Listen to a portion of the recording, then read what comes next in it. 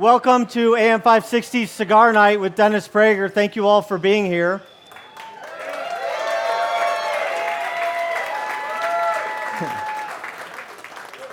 It's so funny, they script like welcome to being here. I've been on the radio for 5 years with them, but this is the dirty little secret that everything I say on the morning show is scripted. I'm just reading like those mindless newsreaders you see on the local news. It's just the same thing. I want to thank all the sponsors who helped make tonight's event possible. The Range at 355. Fireplace and Chimney Authority. Permaseal. C.S. Tucker and HealthInsuranceMentors.com. Dave Lombardo and On Target Radio. And the Illinois Family Institute. Towards the end of the evening, after Dennis and I have our exchange for, I don't know, an hour or so, we'll take questions from the audience. People go around, you just write the questions down and we'll submit them, and I'll ask the intelligent ones that are submitted. You can also text us your question, the same text number that we use for the morning show, 64636. Type in CN 64636 CN, and then your question, and we'll try to get to as many of them as possible. So I'm just the eye candy tonight. As you can see from this setup, I'm got a Lady Gaga setup. I'll be doing a dance number in my bustier a little bit later.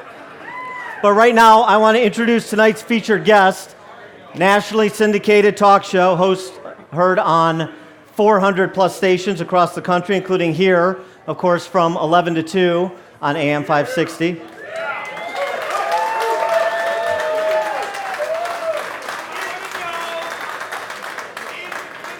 He's the author of 9 New York Times bestsellers, including his most recent book, The Rational Bible, which is available for sale here tonight. I know a bunch of people earlier were getting his signature and buying the books. Check that out. He's traveled to more than 130 countries and has lectured on every continent. He's the founder of Prager U, of course, where I'm working on my doctoral degree. And he's one of the tallest Jewish Americans in the Western world. We are honored to have him here tonight, as we are every time he visits Chicago. Please welcome Dennis Prager.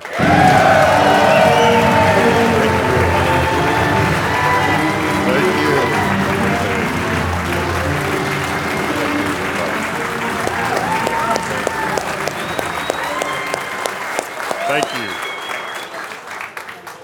Where's the cigar? Can I get here? I'll say, have you the leaf? There you go. I even have my own cutter with me. There you go. Here you go. Here you go. Here you go.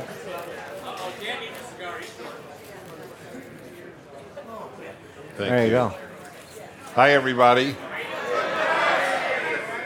Is this? I actually feel like I'm in California. This weather is so gorgeous today. It is such a fluke. I can't believe how gorgeous it is outside. So thank you very much. I'm grabbing from my new, I went for a cigar today in Chicago. There it is. Okay, hi everybody. All right. Hey, he's great, by the way. Give him a hand. He is terrific. Okay.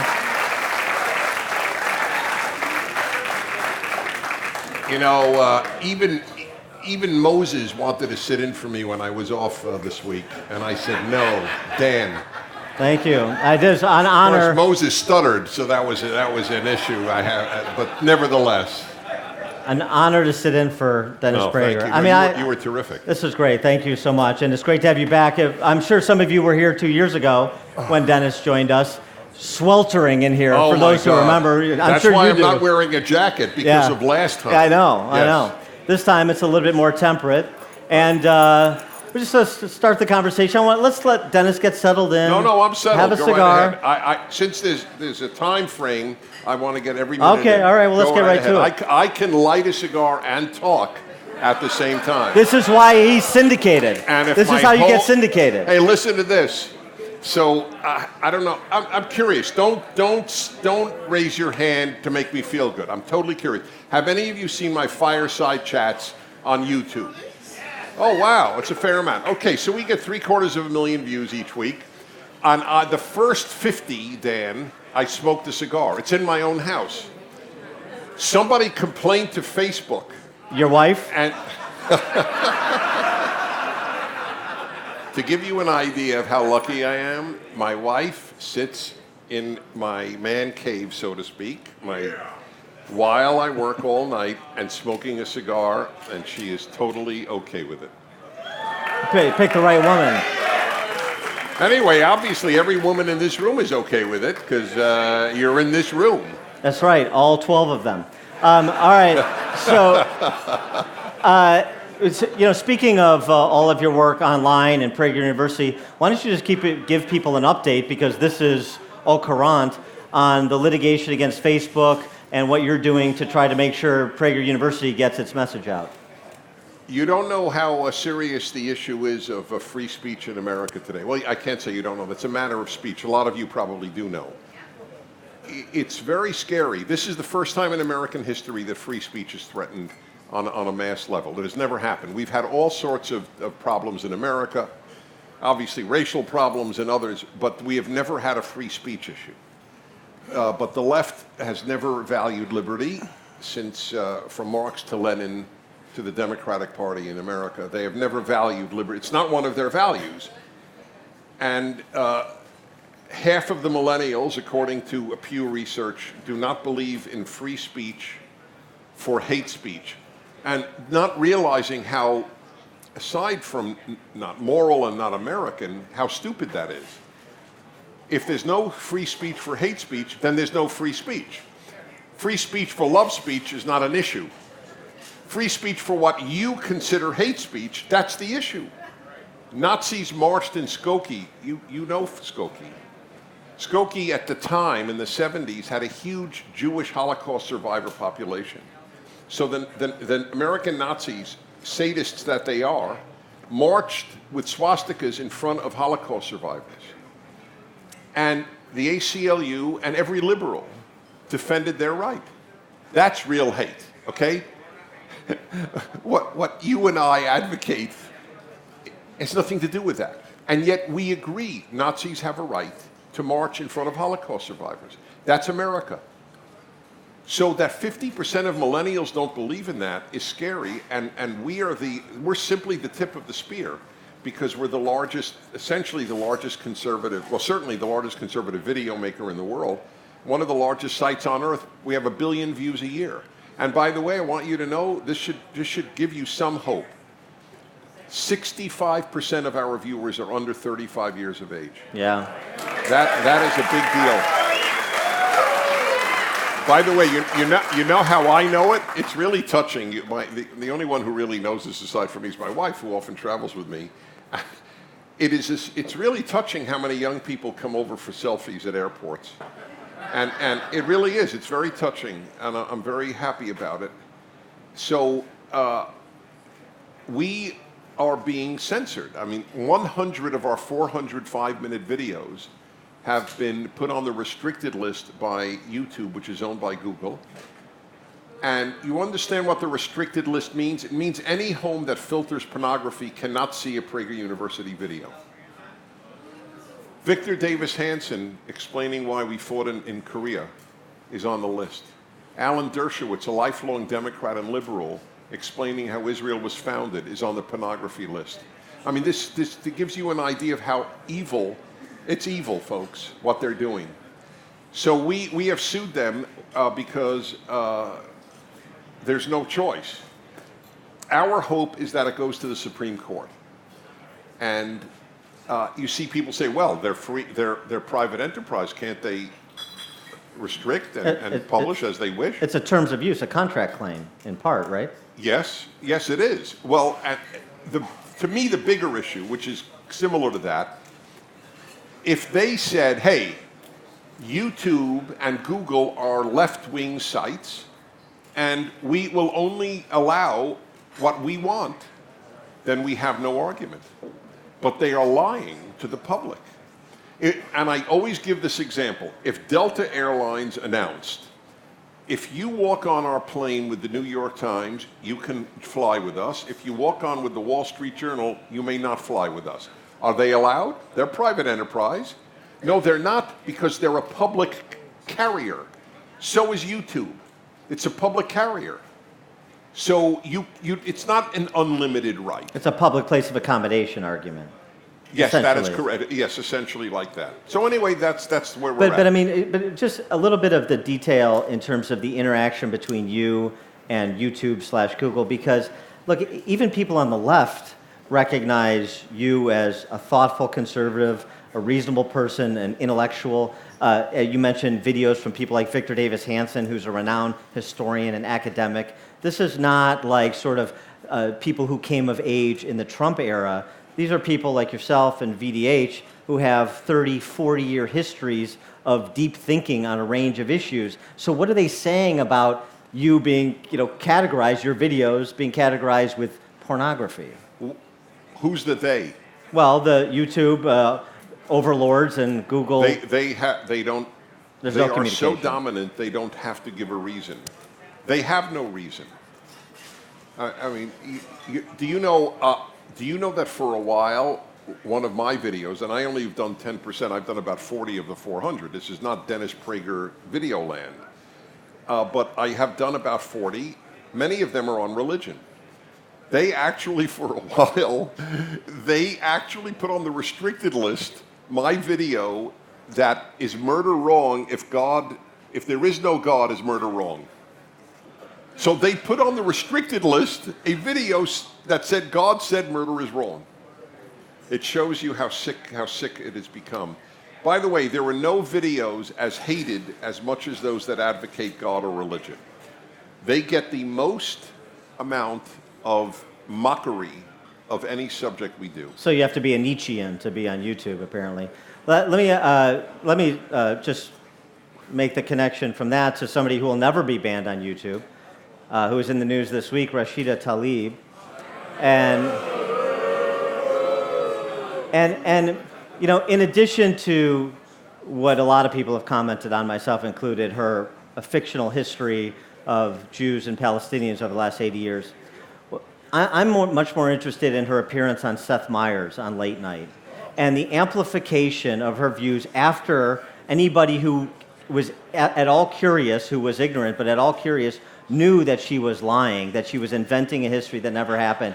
And yet her views are amplified in the entertainment press, which is an adjunct to the DC Press Corps, such that we're in a place, it seems to me, and it's the same thing with Farrakhan, who was at St. Sabina's on the South Side this week, too, in Chicago, or at the end of last week. He's got rap stars, she's got the entertainment press, that celebrity trumps everything. Celebrity absolves you of everything, including inventing history, anti-Semitism, advocating for the elimination of people you don't like, which is essentially what Tlaib and Omar have done.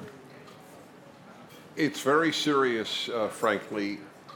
This is a very troubling thing that these two congresswomen have injected polite anti-Semitism into an American party for the first time in my lifetime, and maybe in American history.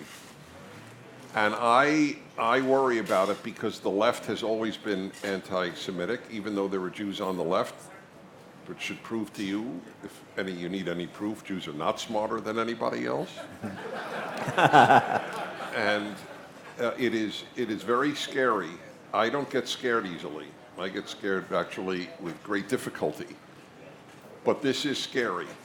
The fact that it is now permitted in the Democratic Party to say things that they have said, Jews have dual loyalty. This is how you set the stage for a violence against Jews. This is the historical thing. The charges are all the same. Guess who wrote "God Bless America"? A Jew. How many people know that? And by the way, she wouldn't even care because she doesn't believe God should bless America. So it would not be very. She hates America too. It goes hand in hand. You hate Jews, you hate Israel, you hate America. Okay, they're very much hand in hand. this is the country that George Washington visited a synagogue. Was he looking for Jewish votes? I mean, it's like a joke. There were no Jews to look votes for. This country's been a blessing to Jews, and Jews have largely been a blessing to this country. And what these two women have done, and I blame the last president, Barack Obama, who brought in all these people from Somalia into Minnesota. What was that about? I feel bad for people suffering in Somalia, but 90% of Muslims in the Middle East hate Jews. That's just a fact. That's how they're raised. A woman this week was stabbed almost to death in Sweden by a Muslim immigrant. Swedes don't stab Jews. Only Muslim immigrants stab Jews, so much so that Jews are leaving Sweden. But this is not something the New York Times will report. So this is scary stuff. And the Democratic Party is like a shadow of what it once was. So we got a real battle on our hands. I wish I could give you better news. The better news is, well, I'll tell you, you'll enjoy this. I have two sons. I told them, I said, boys, you know how well, you don't remember, but you can imagine how happy I was on the nights that you were born. But I do have to tell you, I was happier the night Trump won.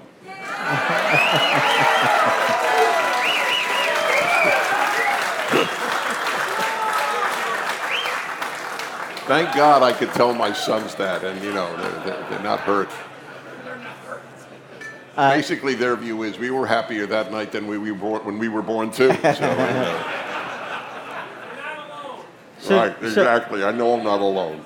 So just one more follow-up on this topic and put it into the political context.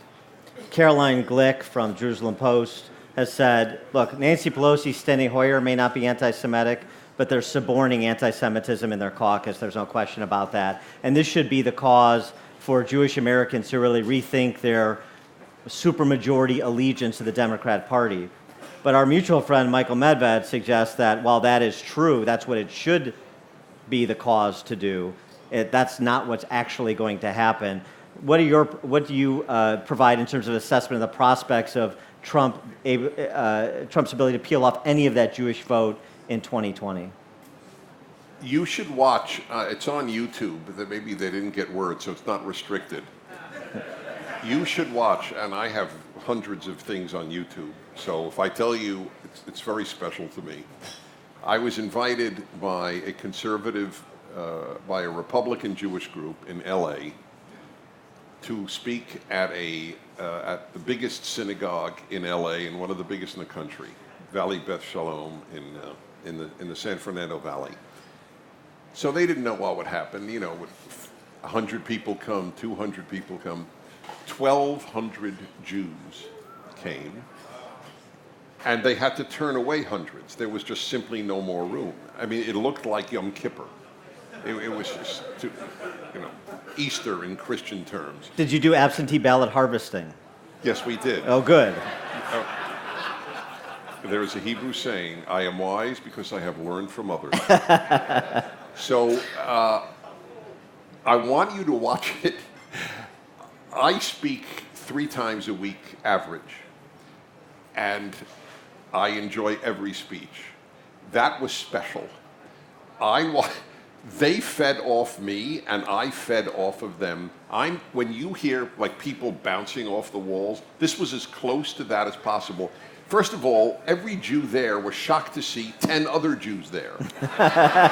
So even what are if you I doing didn't here? show up, they were thrilled to see that. Oh my God, L.A., all these Jewish conservatives, Republicans. And they were, you should watch it, because I buried the Jewish left. I just buried them. And it was a joy, and they got a big joy. So why am I telling you this? We're there, they exist. And I am as interested in you about the next election, barring an economic tragedy. That would be a calamity for obvious reasons and for political reasons. But barring that, I don't know. I will be surprised if there isn't an increase in the Jewish vote. I would be surprised if there wasn't an increase in the black vote and the Hispanic vote. Unfortunately, most blacks still believe that Trump is a racist and Republicans are racist. The reason is this is all they're told. Because if they don't lie about us, they'll never win. Lying is fundamental to leftism. That is why they keep yelling Trump lies. To cover up yes, he did. He lied about the size of the crowd. He lies about trivia. They lie about big stuff, like America is a racist country. That's a gigantic lie. That Trump said that there were good Nazis. He never said there were good Nazis. It's a complete lie. I've analyzed this on the radio over and over. I know you have. I mean, it's just a total lie. And Joe Biden opens his campaign on a lie. I'm running because he said there were good Nazis in Charlottesville. And that's his basis of why he's running. He's running on a lie. These are frightening developments. Well, I mean, you're talking about somebody who normally plagiarizes other people's words, so when he's left to his own, it becomes a little dicey. That's fair.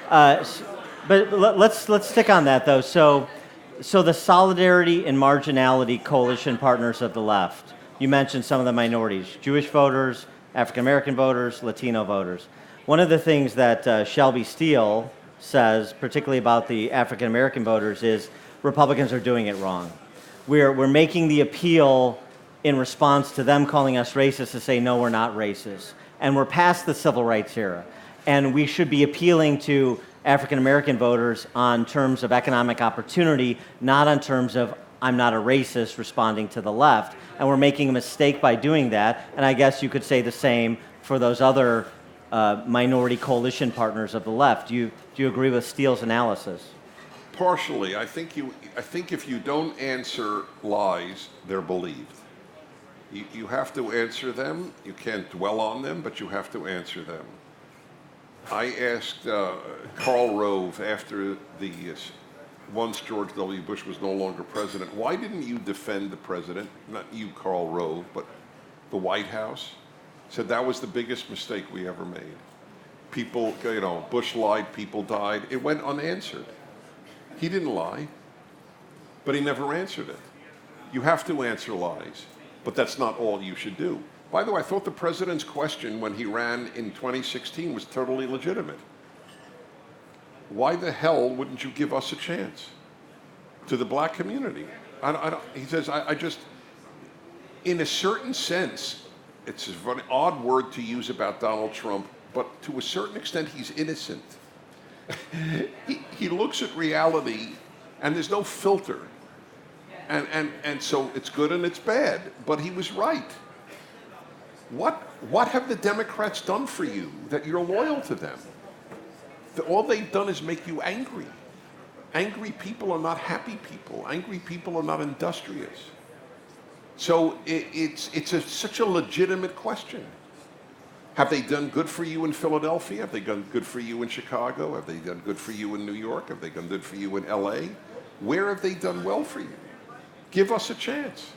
So we gave this president, as you point out, a chance. And look at this is the lowest unemployment rate since it's been measured among black Americans. Why doesn't that matter? It's an amazing thing. By the way, this is my theory. Let's say he's not. I don't believe he has a racist bone in his body. I don't think he gives a damn what your color is, to be honest. I think it's of no interest to him. So let's just say, though, let's say he harbored anti-black feelings. So I always say to people, I don't care how you feel about me. I care how you treat me. Let us say he doesn't like blacks, but he's done more good for blacks than all those who like blacks. So I'd rather have people who do good for me who don't like me than people who like me and don't do good for me. I mean, isn't that logical?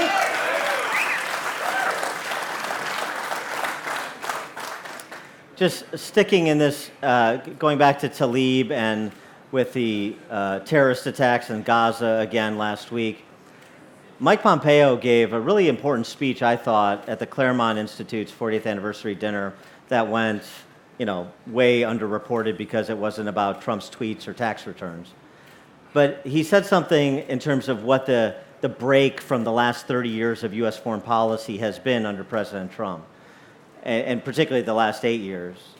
He said essentially the previous administration had the position of, if it's good for the world, it's good for America.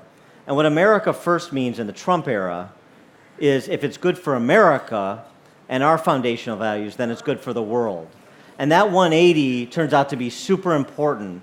And others now have weighed in with all of the fear-mongering the DC press corps is doing about war with Iran and, again, the whole sort of Trump as the madman with his finger on the button kind of caricature. But what about that? Pompeo, who I think has turned out to be a real star of this administration, he's really risen to the challenge as he's moved up the food chain. But what about that break from, if it's good for the world, it's good for America, to, if it's good for America, it's good for the world? I'll just give you one example that I have said often.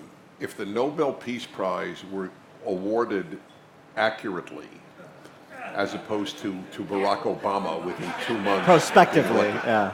Do you know, by the way, they actually announced it was either Oslo or Stockholm, I don't remember, about 2 months ago, they made a mistake. The members of the Nobel Committee said, because it's so laughable, it was laughable then. To his credit, Obama laughed at it. I mean, he didn't sit there giggling, but he said, "I don't really quite get it." Well, can they recall it so it's not featured in Obama Land in downtown Chicago in a couple of years? Oh, that's very good. That's right. I'm in Chicago. Wow, what an honor! Oh my God, Barack Obama's hometown. Yeah, but unlike the rest of us, you get to leave. That's right.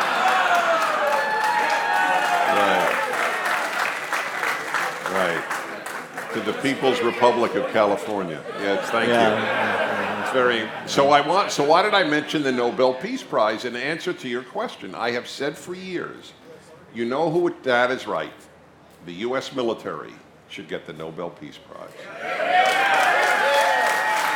So, not because I'm American and not because I appreciate the U.S. military, but because if the U.S. military ceased to exist, if they all became pacifists, cruelty would reign on the planet Earth. Okay? So America's staying true to its values is one of the greatest, if not the greatest, guarantor of peace and decency on this planet. So that's why I agree with that phrase, yes. I want to tackle the topic there's certainly divided opinion within Republican and conservative ranks, even among Trump supporters and people, which is all of us, who want to see Trump get reelected against whichever Democrat socialists they put up. And that's the approach to China, the trade war, and tariff policy. When I sat in for you on Tuesday, turned out to be about 2 hours on Trade Talk because I'm very much a free trader in sort of the Bastiat sense, and a lot of Trump supporters are not. So we had some spirited exchanges. I hope I didn't cost you any listeners. What is your, so the Larry Kudlow free trader position, sort of the guy in the White House that comes from the free trade perspective, is this is all short-term pain for long-term gain. Short-term pain for a lower tariff, reduced trade barrier environment that is beneficial to America. It's long-term, hold Chinese cheating and stealing to account. Do you think that we should continue to be patient with the Trump administration in pursuit of this policy 2 years in? I do think we should, and I'm with you on free trade, but China's not with you. If China believed in free trade, it would be no issue, but they don't believe in free trade. They're a mercantilistic society. They rob us deaf, dumb, and blind, as you know, on intellectual property. So it's a very fair question, but I have never known in modern American history when not being tough has not helped our country. And by the way, I believe that largely about parenting. Easygoing parents don't tend to raise good children. I wish it were. I wish it were not that way.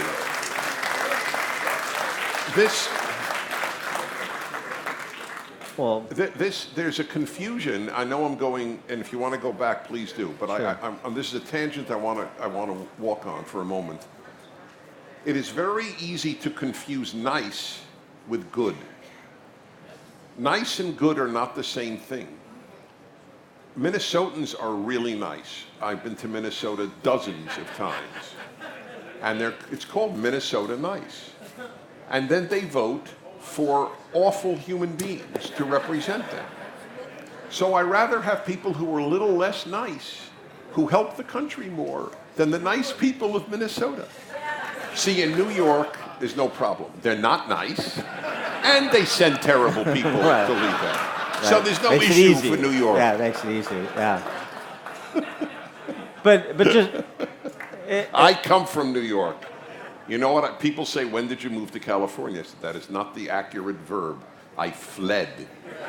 I sought asylum when I came to California. okay.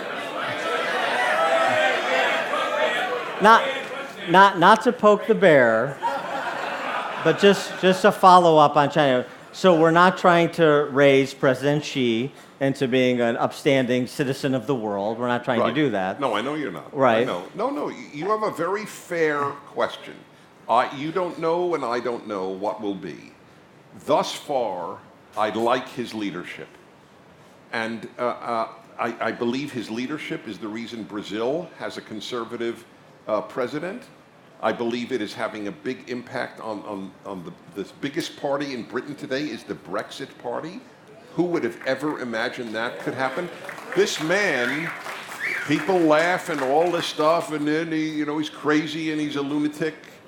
But a lot of things have worked out well. Remember what was predicted if he'd moved the embassy to Jerusalem? That the Middle East would blow up? Conflagration, yeah. There weren't two firecrackers. Nothing blew up. Well, so America got respected. So let me ask you that. So that's the issue. So his sort of offhanded comment at a press availability the other day was really interesting when he was asked, is America winning this trade war with China? And he said, we're winning, we always win. And is the swagger alone, whether any trade deal with China is even enforceable, which is an arguable prospect, is the swagger alone worth something? It is worth something, and I'll tell you why. Even though it's not my style, his style is not my style. I fully admit it. He says things that are over the top. 20% of the time, I wish. I go like to my wife, and oh my God, oh God, is there any filter? Forget in his brain in the White House, and clearly there is. Okay, so folks, let me tell you how I live with this, Dan. It's very important. This is really important. That's why. Those of you who listen to my show know I talk about everything. So tomorrow's a happiness hour, for example. So it's all connected. Thank you. At least 6 of you really do enjoy it. No. That was a joke. I know you like it. Okay. You will never get the happiness hour on my show. There is no happiness hour. Happiness-free zone on the morning answer. Right. So, by the way, this feeds into the point I want to make. One of the realizations that I have come to in my longer and longer life is everybody is a package. The notion of, if only Trump didn't do X is meaningless. You can't do that about your husband. You can't do that about your wife. If only. This is the package. You can improve it perhaps, but by and large, this is the package. This man has done so much good. I will accept the stuff that I'm not comfortable with as well, because if he didn't have that, he wouldn't have, forgive me everybody, the balls that he has. All right.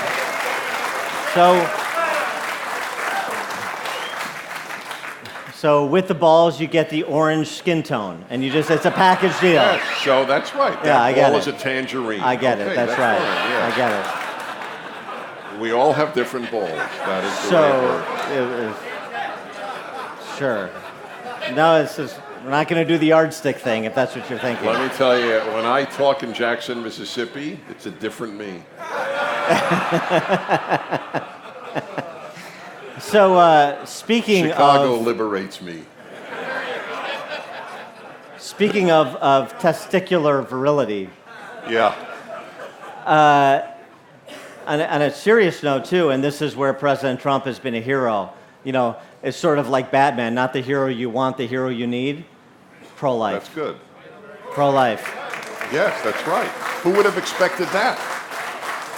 So, but now with all of these heartbeat bills and pro-life legislation making their way through state legislatures around the country, in large measure in response to the pro-infanticide bills that made their way through the New York State Assembly, Virginia. There's legislation in Illinois that's been bottled up in committee thanks to the heroic efforts of pro-life activists in this state.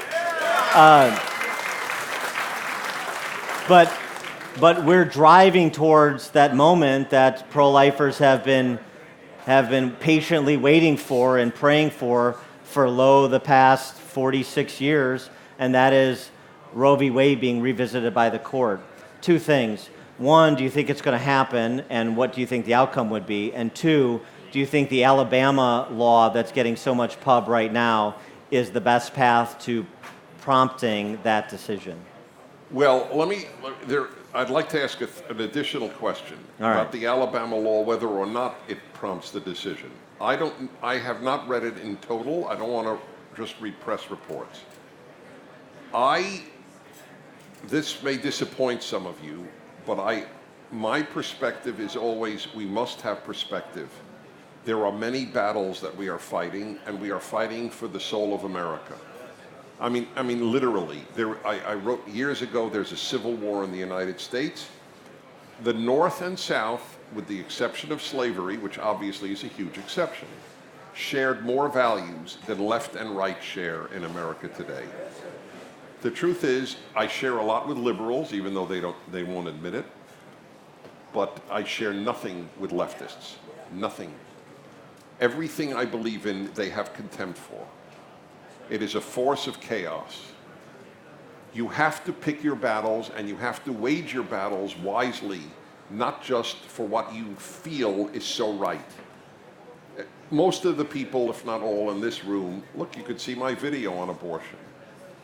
I mean, the giveaway on the dishonesty of their position is that you can't tell a woman what to do with her own body, which is so dishonest that you can choke on it. Who's telling a woman what to do with her body? It's not her body. It's in her body. This is not a religious argument.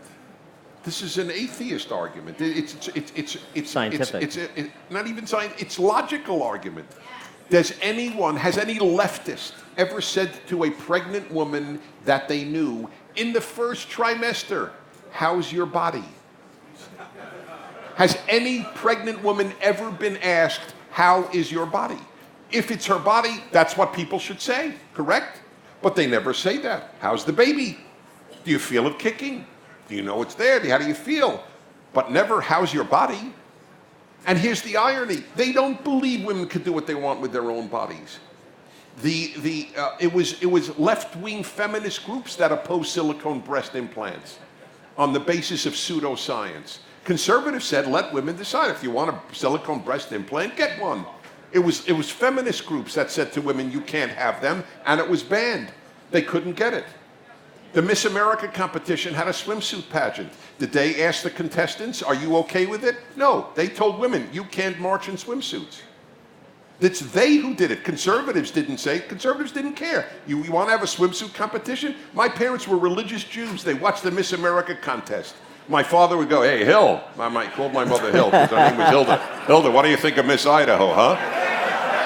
I mean, by the way, just on a tangent, I don't want to choke up, but the reason I can do a male-female hour so openly is because of my father.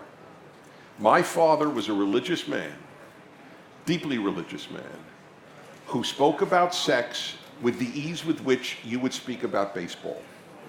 He knew it was part of life, did not consider it a particularly sinful part of life, He spoke about it in front of his children, we knew, my brother and I knew my father found my mother the sexiest woman in the world. We knew it. We knew it. I feel like I have to say a Hail Mary just for hearing that. I know, you might. That is correct. No. By the way, this is worthy of its own. We should do a sex evening one here. Once here. No, because it's a very serious subject, and I address it with the same calm my father did. But so what was wrong with the swimsuit competition in the Miss America contest? Who stopped women from doing what they want with their own body? Liberals, the left. So they're not even honest on that. The issue is it is not her body, it's in her body. Why could they make that? Now back to my first point. If the Alabama law makes no exception, we will win the battle and lose the war. And I want to win the war. It's how often, I don't know, maybe it does, but how often are women getting abortions because of incest or rape? It's extremely rare. Less than 2%. I'm sorry? Less than 2%. Oh, I'm sure it's well less than 2%. I'm sure it's less than 1%. So let's make the exception so that they can't go to America and say, look at conservatives, they're fanatics. Don't feed them the bullets to shoot us with. That's my immediate reaction.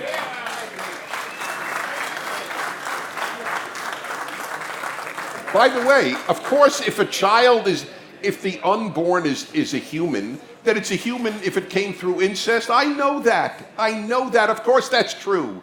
But do you want to win the big battle or do you want to feel good? Never do anything politically to feel good. You want to feel good? Go to a movie.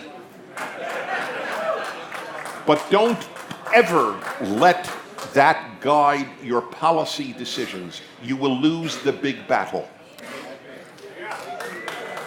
Do you expect, though, whichever law triggers cert and is reviewed by the Supreme Court, do you expect, as many have said, including me, that this is something the Supreme Court is going to take up in one form or the other in the next 24 months? It would seem that way. Look, there's a famous liberal professor, truly liberal, maybe almost left, who was considered one of the candidates of Barack Obama for the Supreme Court. I forget his name for a moment, at Harvard Law School. I'm sorry? Say it again? Lawrence Tribe. Yes, Lawrence Tribe, correct. Lawrence Tribe said years ago there was one of the worst decisions in American history. What does abortion have to do with the right to privacy? Nothing. It's a non sequitur. It was just a terrible law. What they did, the left, and it started in '62. I believe you can actually date the beginning of the Civil War in the United States and its decline with the prayer in school decision of the U.S. Supreme Court. Do you know what the prayer that they said was unconstitutional was?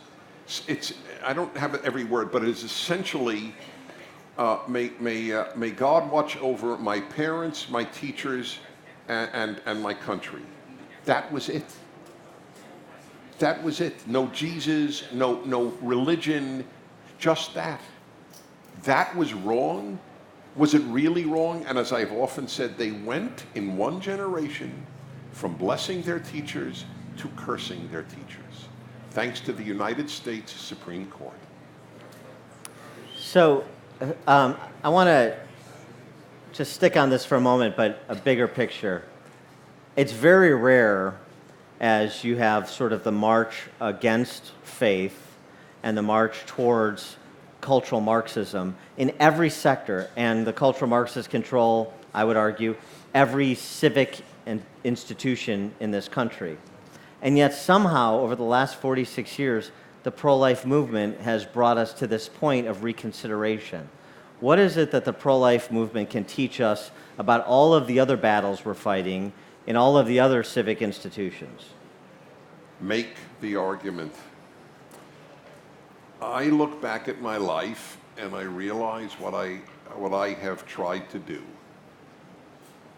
I began my life in Jewish life. I was a yeshiva boy in Brooklyn, New York. My whole world was an Orthodox Jewish world. I always wanted a larger world. I remember interviewing the mailman because he was the only non-Jew I met.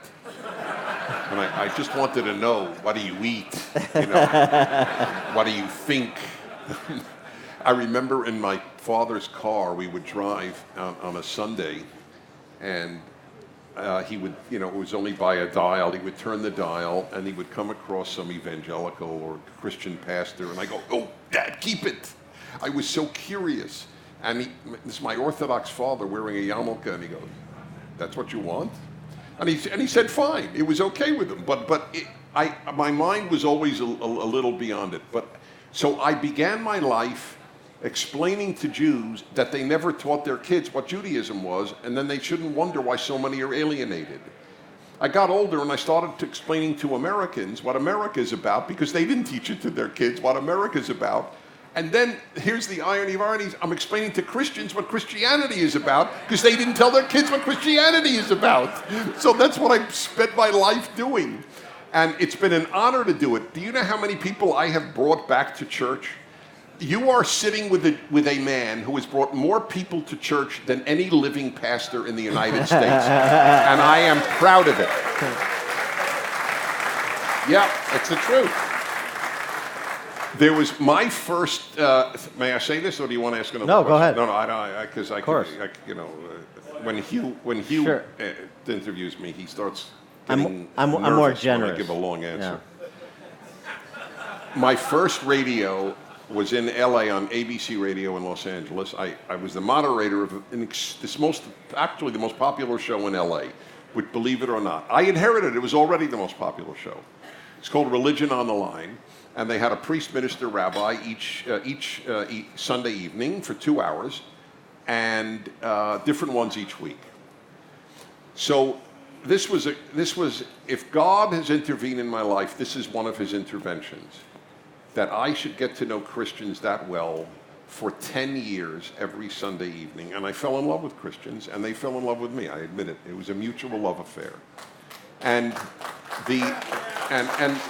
But that's where it began. So one night, a guy calls up, and he starts really giving it to the priest and the minister.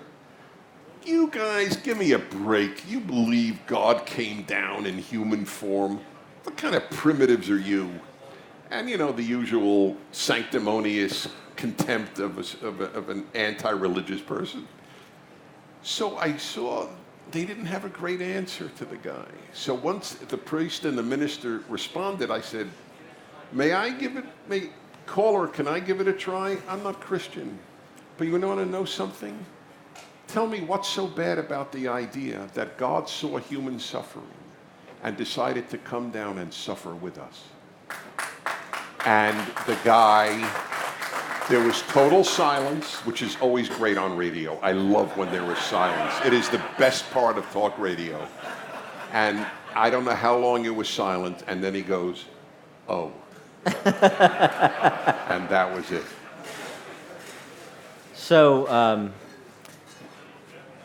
So just talking philosophically for a second, assessing culture writ large, the Roman historian Livy, predicting the fall of the Roman Republic 10 years before it fell, said this. This was the fatal conceit of the Roman Republic. They were in a position, having achieved material well-being, where they, as Livy said, could neither endure their vices nor their cures. Could neither endure the vices nor the cures to those vices. Do you think that's where America's at? So amplify on it how you would apply it, and then I'll tell you if I would too. So give me an example. Well, I mean, we understand the vices of seeing man and woman as economic man and woman only. Human beings are just one-dimensional. They're just economic beings. We talk about essentially living our truth, my truth, and you live your truth. They're morally equivalent.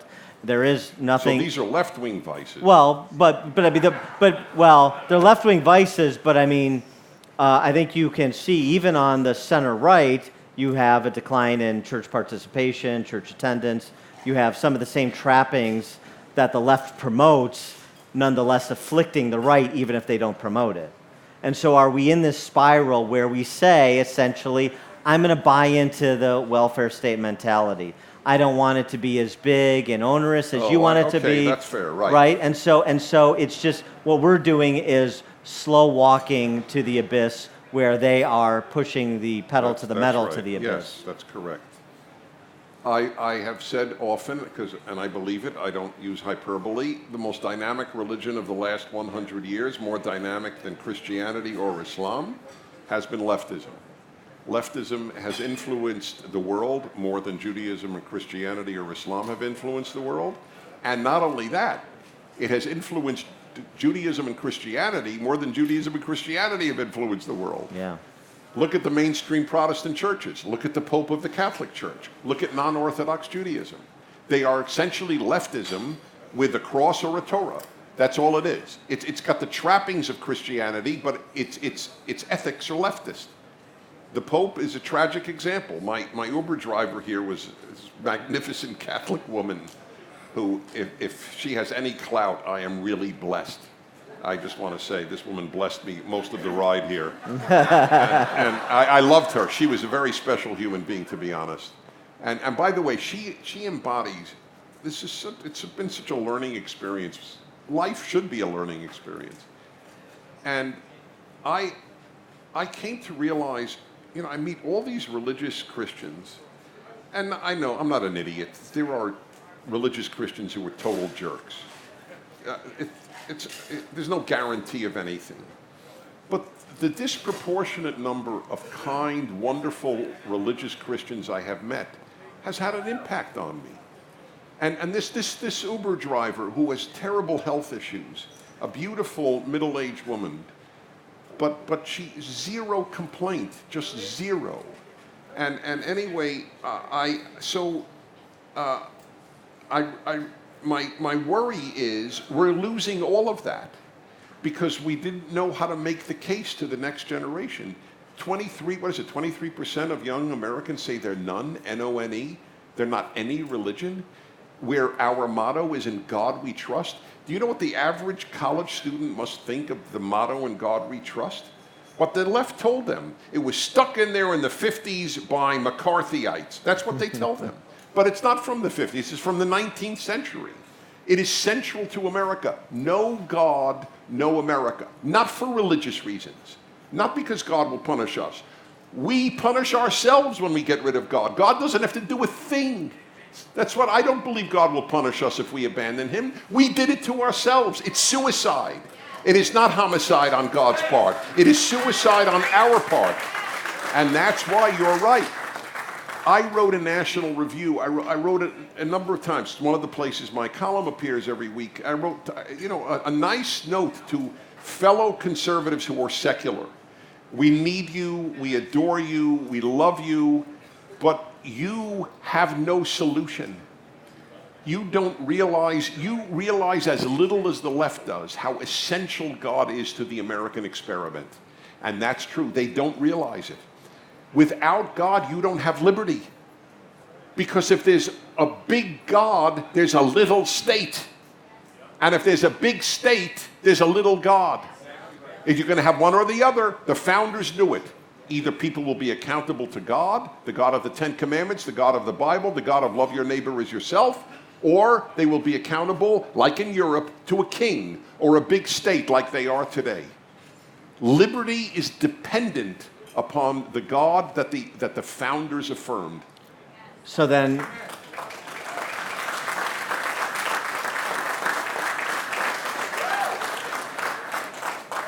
is the binary that some have argued should frame the 2020 election, capitalism versus socialism, the wrong choice to present? No, it's a very accurate choice. It's not the only thing but that is very, very true. My friends, it is not possible to overstate how almost unbelievable it is that there are Americans who prefer socialism to capitalism.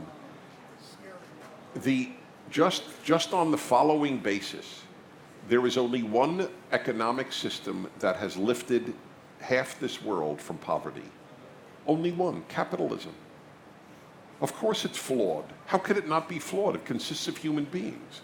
But there is no alternative. Capital makes wealth. Poverty is normal. Wealth is an aberration. So you don't ask why are there poor people. You ask why is there any wealthy people? Why are there any wealthy people? That is the only intelligent question. But because it's intelligent, it is not asked at the university, the least intellectually alive place in the United States. And some of you took out a second mortgage to send your kids to such a place. Well, okay, but so develop that a little bit more in the context, let's have a little bit of a political discussion about 2020 in the context of the field. Is it your belief that Joe Biden represents the strongest offering from the left because of Scranton Joe and his appeal to back row Americans? Or is Bernie Sanders the best that the left could offer against Trump from their perspective because he presents the clear contrast when half their party favors socialism over capitalism? I fear Biden more than I fear Sanders. I think Sanders will scare a fair number of Americans who are in the middle, whereas Biden completely inappropriately and with no validity sounds like a nice guy. He sounds like a nice guy because he sounds like a nice guy. That's exactly correct. He stands for as little as Mitt Romney does. That is saying something. They both stand for nothing. It is an amazing thing. If I tortured you, you couldn't tell me what Mitt Romney stands for. No, I'm serious. I will pull out your fingernails until you tell me one thing Mitt Romney stands for. You would lose all your fingernails. It would be a very sad moment. Same thing, what does Joe Biden stand for? Joe Biden stands for whatever will win. They're both lifelong politicians. They're in politics because they love politics. Not to do a lot of good, but because they love politics. Can Biden really defend the Iran deal that his idol Barack Obama did? Look, the truth is, if Donald Trump knows how to debate, the problem is Biden, this was amazing. I remember the Biden-Romney debate. Not Biden, not Romney. Who did he debate? Paul Ryan. Paul Ryan. And he said something about the Middle East. And I swear to you, I remember thinking, wow, I didn't know that. And that's, I'm sure, what Paul Ryan thought. But it turns out he made it up. The reason Paul Ryan and I didn't know it, do you remember that? He made it up. It was an astonishing thing. So I don't know, I wouldn't blame Donald Trump for not being able to answer things the guy makes up. But as of this moment, he strikes me as a more formidable force because of the nice guy image. You know, and Americans, it's a problem. Niceness is a problem. Americans want to get along, not the left. They don't want to get along. And I don't want to get along with the left. I have zero interest in unity. I would love to see unity, but I'm not a liar. The only unity I'm interested in is unity on my values. So there's no unity without unity of values. There's no other thing. So it's an unbridgeable gap between the left and the right. That would be obvious with Sanders or Kamala Harris or even Buttigieg, who is the same. He is Kamala Harris as a Navy SEAL. That is the difference. Okay. So, so if you were advising President Trump, not that he'd particularly listen, but let's do the exercise anyway. What is the course you would chart for him the next 18 months, both in terms of policy and messaging? What to accentuate? You're entirely right. Anything I would say would be irrelevant, and you know what? That's fine with me. The man has thus far. Maybe tomorrow, anything could happen. As of this moment, he has been not a good president, but a great president.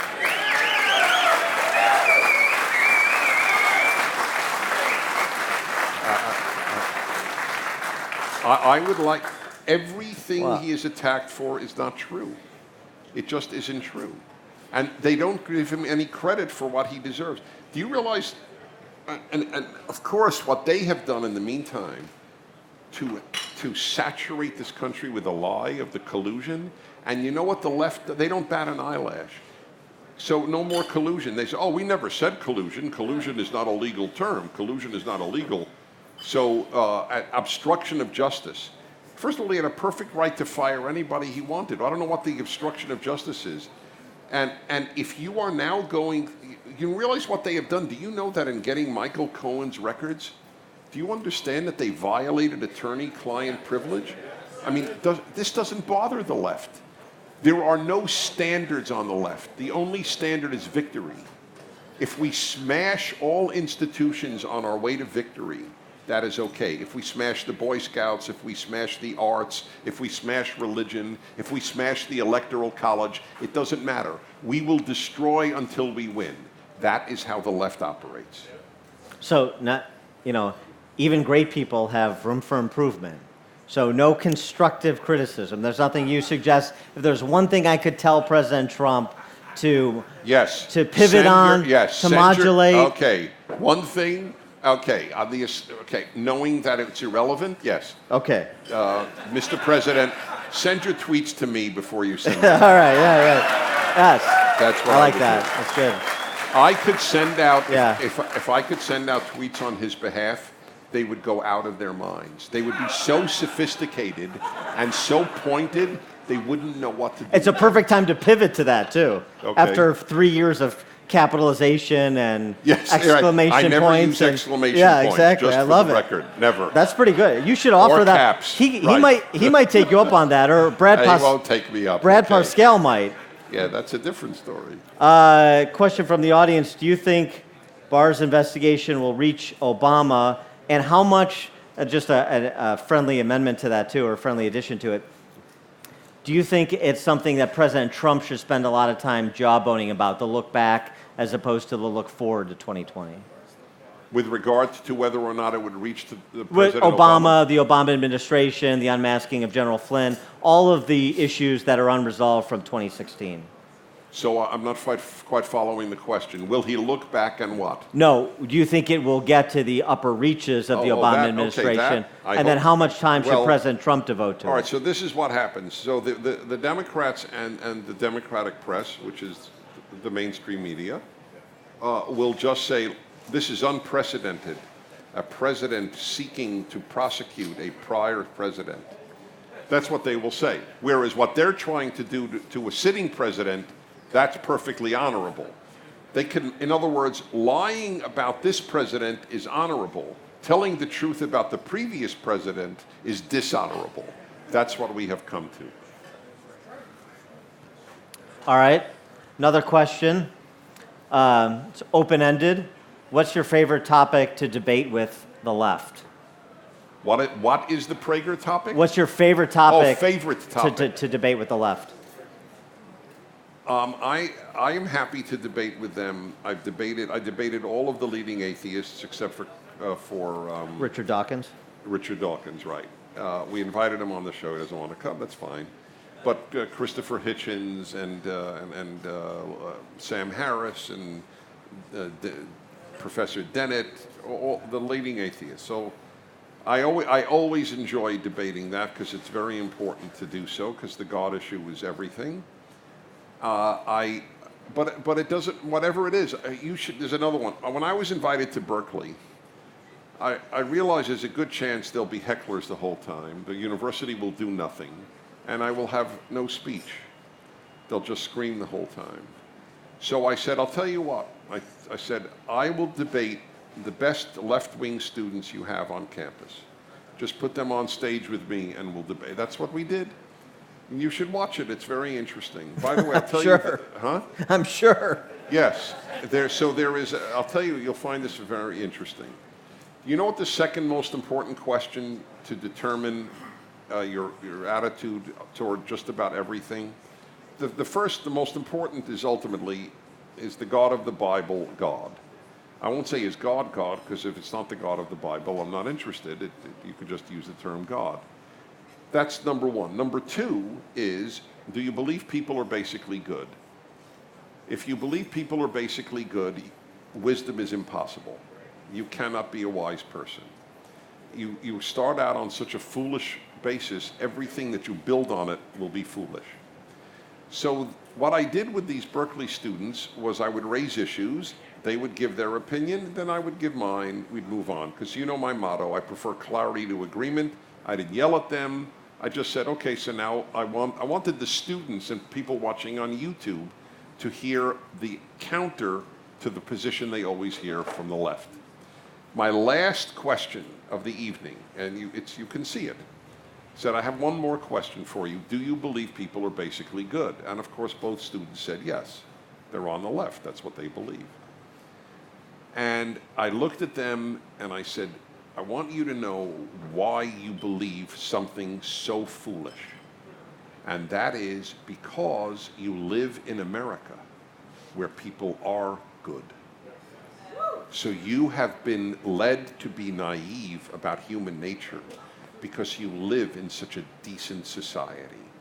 Believe me, my friends, if I were to ask kids in West Africa or in South Asia or in Latin America or almost any country on earth, because corruption is endemic to almost every country, you think human nature is good, they would laugh at me. They know how bad it is. But in America, it has been so blessed for everybody that people are naive about this most important question. So I'm happy to debate with them anything. Sticking on the college campus, in the wake of the admission scandal, today the announcement by the College Board that they're going to add an adversity score component to SAT scores. It is, with few exceptions, with the exceptions of Hillsdale and Grove City and University of Dallas, with few exceptions, is academia lost? And if it is, what does the new post-secondary educational model look like other than with Prager U at the center? Well, that's not a fair other than. It should be at the center.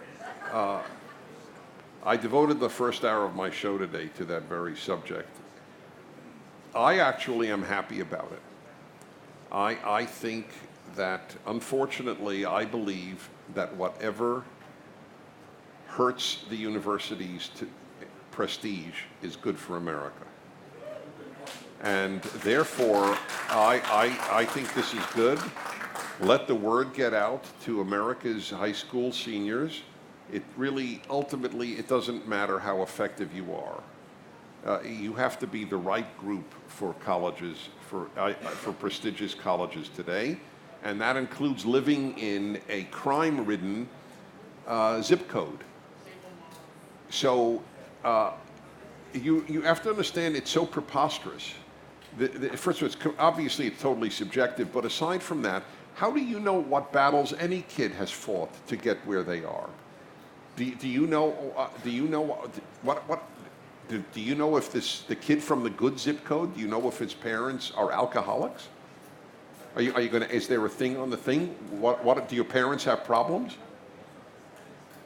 And who hasn't had adversity anyway? I mean, the notion of we can now rate adversity. You had an adversity level of 12, and I had of 6. It's just preposterous. What if a kid has recurrent nightmares in a rich area code or a zip code?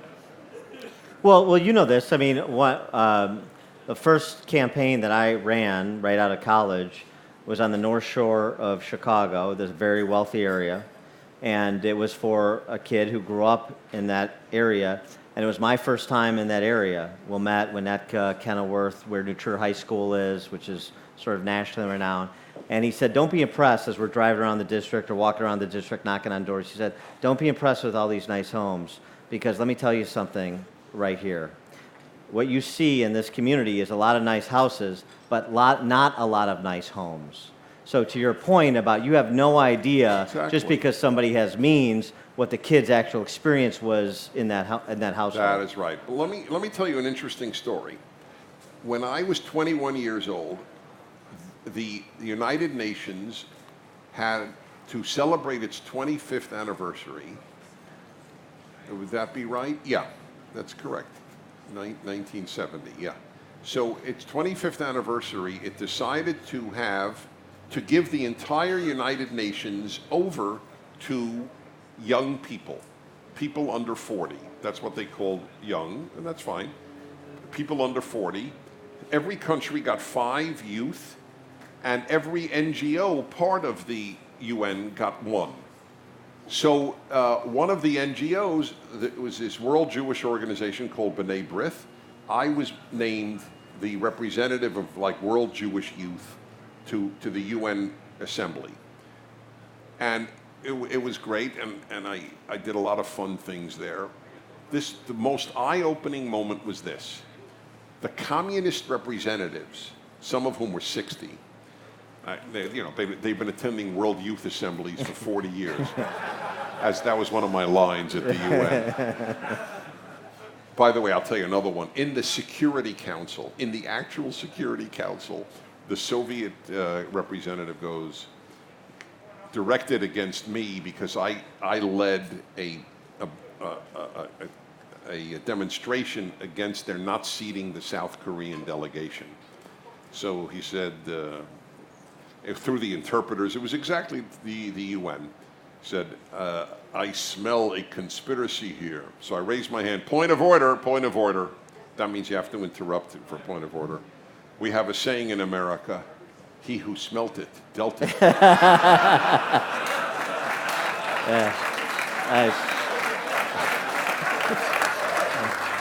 It was one of the proudest moments of my great. life. Yeah. Great application. It was perfect application. Yeah. It was such. There was hysteria in the gallery, and they emptied the gallery because the people couldn't stop laughing. Anyway, but that's not the story I want to tell you. This was the one that made such an impact on me. So the communist representative said, we want to go to Harlem and see how the oppressed blacks of America live. So they chartered buses to take all the communist and even some non-communist representatives to Harlem. What happened? This was fascinating. They came back, called a news conference, and said, we were lied to. All we saw were nice homes. Get it? They really were taken to Harlem. Harlem, compared to where they live, was beautiful, nice homes, cars on every street. They expected to see people in the streets starving to death. Instead, they see cars, people dressed nicely, nice homes along West 125th Street, West 137th Street. It didn't matter. So this is, the adversity thing is such a relative notion. Compared to a guy living in Bulgaria, Harlem is no adversity at all. And the big reveal is the Soviet representative was none other than Bernie Sanders. With his wife. He came with his wife. Question from the audience. This is a good one because this is where Republicans got their clocks cleaned, including in Illinois, with respect to House races in particular. Can Trump capture the suburban women's vote? Can he win without them? I don't know the answer to part 2, and part 1 is our job. We have to talk to everyone we know, kindly, respectfully, and gently, and raise real issues. There is something wrong if a woman thinks she is oppressed in this administration. There's something wrong with her. Now, you can't tell her that. You won't get her vote. I can tell you that because I'm not appealing to them right now. But there is something wrong with a woman in America today who thinks she's oppressed because this man is president. And the truth is, I'm not totally optimistic in that regard. For grown women to go to in the millions for a women's rally wearing pussycat hats. So I have to say, I'm thinking of my mother. Oh boy! Ooh. No, you have to do that. Goodness. Oh my goodness! If my Dennis, I thought we were going to get through this without you saying pussy hat. I didn't. At the, What was always I supposed with to the, say? Well, what is the accurate word? Pussycat hat? Huh? What hat? Pea hat? Pea hat. Yeah. Oh, please. Give me a break. Pea hat. He works blue. Are you adults? Yeah, We're all yeah. over 18. No. Folks, there is something. Do you understand how spoiled you have to be? That you have to think you're oppressed because of a secret tape that came out? By the way, on that regard, in the next volume of my Bible commentary, the second volume just came out, and the next volume, I have essays on various verses to explain things. One of them is the difference between private sin and public sin. A lot of religious people get this wrong. They think they're the same. They're not the same. There's no question. What you say privately is not comparable to what you say publicly. I don't care what you say privately. The greatest pro-Israel president before Trump was Harry Truman. He used the word kike regularly in correspondence writing back home. This is from the Pulitzer Prize winning biography of Harry Truman. So what? I'm a Jew and I don't give a damn that he used the word privately. I care what he did, he never said it publicly. He never used that word publicly. It is none of our business what people say privately. Only fools believe that's important. It is not important.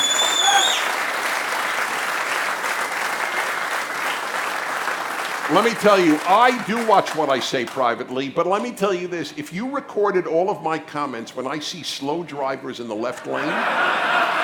Don't even get me started. Don't even get me started. You would be certain I am a member of every hate organization because I hate every group. Anti-Semitic. Yeah. If it's a Jew with a yarmulke, God damn it, I can't believe how Jews drive. If it is a black, what's wrong with blacks? Don't they learn that it's Hispanic? How did they get a license? If it's an Asian, well, it's always an Asian, but it's just This guy.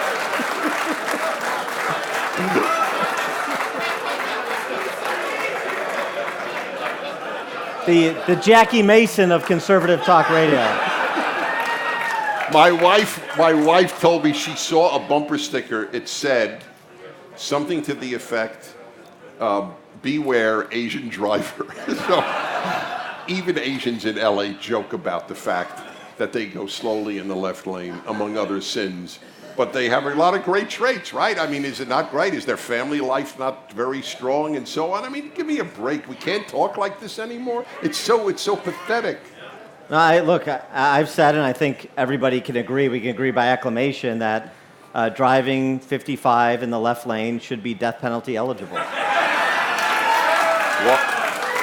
yes, you should cheer but not laugh. That is entirely accurate. Yeah. That is why there is a death penalty. Yeah, thank you. Or look, to be honest, it should be on the books. I don't think it should be exercised, but it should be on the books. Yeah, as a deterrent. A deterrent, yes. This is a question everybody asks everybody else in Illinois, so they're asking you about it in your home state. Why do you stay in California? It's a very good question. Weather. You don't know how good the weather is, folks. You don't know. I don't even want to tell you. It's not fair. That's only one of the reasons. The truth is, I have everybody there. My closest friends are there. My community. I built a synagogue there. I'm attached to people more than I am to with the politics of my state. I'm bled dry with the taxation system. You're right. I wouldn't move there now, but I've established too many roots there, and I admit I do enjoy living there. By the way, and here's the thing: I don't feel alone. There are more Republicans in California than in any other state. It's just because we have so many people. Therefore, we will also have so many Republicans. I spoke to 1,200 Jewish Republicans. I told you in L.A. Well, I don't feel alone at all. But it's what they are ruining this unbelievable gem that it was when I moved there in the 70s. They are ruining it because this is all you need, almost all you need to know. Everything the left touches, it destroys. There is no exception to that rule. It's not true about liberals. And by the way, If you have friends that you want to convince, this is my method and it works. Distinguish between liberal and left. I did a video, 5 minutes on this for PragerU, the differences. I have an article on it. Alan Dershowitz tells it. Alan Dershowitz is a lifelong Democrat, Hillary Clinton supporter, liberal, and he said to me, you will see it in the film that's coming out later this year, the feature film. It'll be in theaters all over the country with Adam Carolla and myself. He says to me in his apartment in New York, Dennis, as an American, as a liberal, as a Democrat, as a Jew, I far more fear the left than the right. That is what you have to say to liberals. You say, are you a liberal or a leftist? They'll say, well, what do you mean? So give them one example. Do you support all black dormitories on college campuses? All black graduation exercises? If you do, you're on the left. If you don't, you're a liberal, and you and I have much more in common than either of us has with the left. Make them start thinking. I just spoke to a mixed audience in Florida, and people told me their liberal friend didn't want to come because I was the speaker, but they dragged them. And when I made this distinction, I have affection for liberals, and I have no affection for leftists, and here are some of the differences. They said their friend opened up to hearing everything I had to say as soon as I said that. So if you have a suburban female in your life, so ask her. Say, I just want to know, if you're on the left, I fully get why you're voting Democrat. But if you're a liberal, I don't get it. Who's protecting free speech? Republicans or Democrats? Who's anti-Semitism? Republicans or Democrats? Tell any Jew you know that the liberals historically were the most pro-Israel group in the United States of America, from Harry Truman to today. The left has always hated Israel. It's always hated Jews, from Karl Marx until today. And the Democratic Party is now left, not liberal. Think of that when you go into the voting booth. So I want to pick up on this. All right, listen, I got one more time because I feel terrible, but we had a great hour and a half. I just want to explain why I do have to run because Sure. I have to get back to L.A. I'm going on Fox News tomorrow, and I got to be back in L.A. on oh God, I feel terrible. McCallum, Martha McCallum. So answer this question in Yes. your closing remarks. What's your favorite cigar and why? I love these questions. Really, I do. My favorite is any strong Nicaraguan. People are very sweet. They give me cigars, which you should always do, by the way. I have no shame about taking cigars. I don't want any other gifts. But thank you, sir. That's very kind of you. Let me just check. There you go. That is Nicaragua. Bless you.